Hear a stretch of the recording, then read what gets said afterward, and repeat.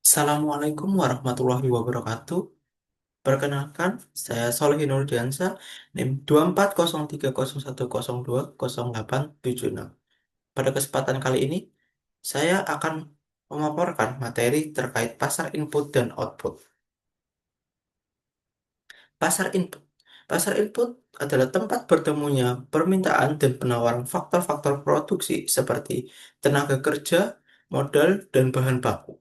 Permintaan pasar input bersifat turunan yang bergantung pada permintaan outputnya. Jenis-jenis pasar input.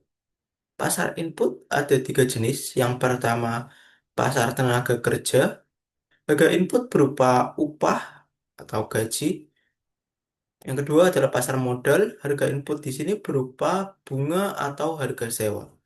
Yang ketiga adalah pasar bahan baku. Harga input yang digunakan berupa harga bahan mentah. Yang kedua adalah pasar output. Pasar output adalah tempat bertemunya permintaan dan penawaran hasil produksi baik barang maupun jasa. Permintaan pasar output bersifat langsung dari utilitas yang dibutuhkan. Jenis-jenis pasar output. Yang pertama adalah persaingan sempurna, kedua monopolistik, ketiga oligopoli, yang keempat adalah monopoli. Persaingan sempurna merupakan struktur pasar output. Persaingan sempurna ditandai dengan banyaknya penjual dan pembeli, produknya homogen, bebas keluar masuk pasar, dan informasi sempurna. Perusahaan bertindak sebagai penerima harga atau price taker karena tidak mampu mempengaruhi harga pasar yang ditentukan oleh permintaan dan penawaran. Ini adalah struktur ideal yang menjamin efisiensi tertinggi. Yang kedua adalah monopolistik.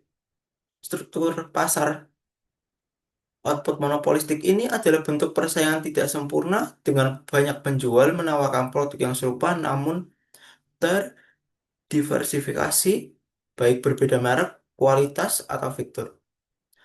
Produsen memiliki sedikit kekuatan penentuan harga atau price maker karena keunikan produk, serta bebas keluar masuk pasar. Persaingan lebih mengandalkan promosi dan inovasi non-harga. Yang ketiga adalah oligopoli. Pasar output oligopoli adalah struktur pasar yang didominasi oleh sedikit produsen atau penjual besar yang menguasai sebagian besar penawaran, di mana tindakan serupa mempengaruhi yang lain. Ciri utamanya meliputi independensi yang tinggi, hambatan masuk pasar yang berat, serta persaingan non-harga, baik iklan, kualitas, daripada sekedar harga. Yang ketiga adalah monopoli. Struktur pasar output monopoli ditandai oleh satu produsen tunggal yang menguasai seluruh penawaran barang atau jasa tanpa substitusi terdekat.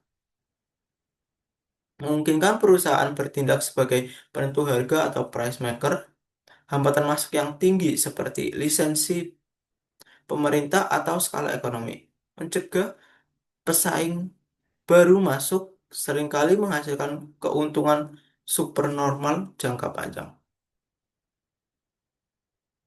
Ini merupakan circular flow pasar input dan output. Dari rumah tangga sebagai produsen, ada bala sewa upah bunga menuju pasar input dengan harga pendapatan, kembali ke rumah tangga sebagai konsumen, dan dilakukan pembelanjaan ke pasar output dan terus berputar. Sekian presentasi mengenai pasar input dan output. Kurang lebihnya mohon maaf. Wabillahi taufiq wal hidayah. Wassalamualaikum warahmatullahi wabarakatuh.